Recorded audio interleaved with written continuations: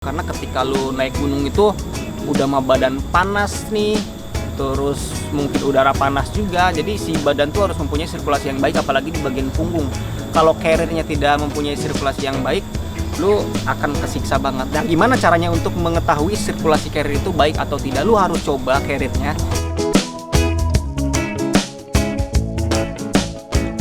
Hai Sobat Akasaka, kembali lagi dengan gue Bang IQ TV. Di sini gue masih berkolaborasi dengan Akasaka Outdoor Gear. Sampai sekarang nih masih banyak banget yang nge-DM ke gue, Bang, gimana sih caranya memilih carrier yang baik dan benar itu, Bang? Bang, gue tuh pemula, Bang, gue bingung milih carrier itu yang mana, Bang? Bang, gue milih carrier yang 60 liter, 30 atau 50 liter, Bang. Slow, jangan takut, sekarang gue akan ngebahas itu. Jadi ada 7 tips untuk kalian pakai ketika kalian nanti mau memilih carrier, atau ya ini 7 tips ketika memilih carrier yang baik dan benar. Yang pertama adalah ukuran. Ukuran carrier ini berbanding lurus dengan durasi perjalanan kalian nantinya. Jadi lu harus tahu dulu, lu memakan waktu berapa hari nih ketika naik ke gunung tersebut. Misalnya lu mendaki gunung itu membutuhkan waktu 1-3 hari. Lu memakai carrier yang dari ukuran 30 sampai dengan 50 liter di antara ukuran-ukuran itu tuh. Terus kalau lu membutuhkan waktu sampai 4-6 hari, itu memakai carrier yang ukurannya itu 50 sampai dengan 75 literan.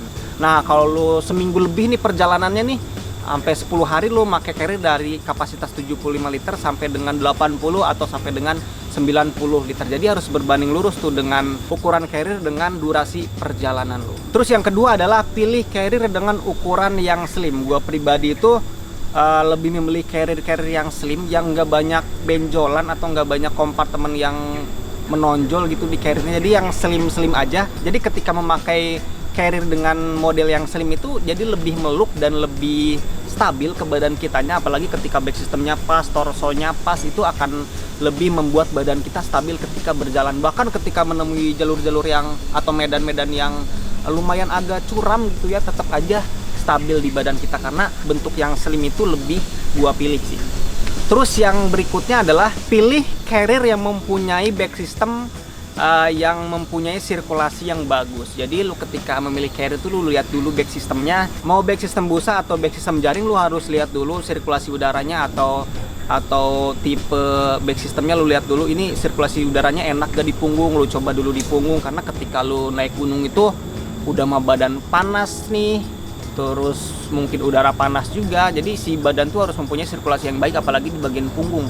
Kalau carriernya tidak mempunyai sirkulasi yang baik, lu akan kesiksa banget. Nah, gimana caranya untuk mengetahui sirkulasi carrier itu baik atau tidak? Lu harus coba carriernya ketika lu membeli di toko nih, misalnya lu coba aja carriernya, lu lihat-lihat ini sirkulasinya enak gak gitu kan. Kalau yang jaring misalnya nih, ini jedanya jauh gak antara punggung lu dengan space yang disediakan. Jadi lu harus lihat dan lu harus rasakan bener-bener ketika lu coba carriernya apakah enak atau enggak. Terus yang berikutnya adalah pilih carrier dengan waist belt yang enak nih, karena ketika carrier itu lu pakai terus lu pakai di bagian shoulder strapnya, terus di bagian waist beltnya ini busanya itu lu pastikan harus bener-bener nyaman, karena itu akan shoulder strap dengan waist belt ini akan berkolaborasi untuk menahan beban carrier tersebut, dan si waist belt itu akan nantinya memeluk ke pinggang kalian. Jadi ketika lo mempunyai carrier yang waist beltnya itu enak dan nyaman busanya, itu akan mempermudah kalian atau tidak membuat terlalu lelah ketika perjalanan, apalagi membawa beban di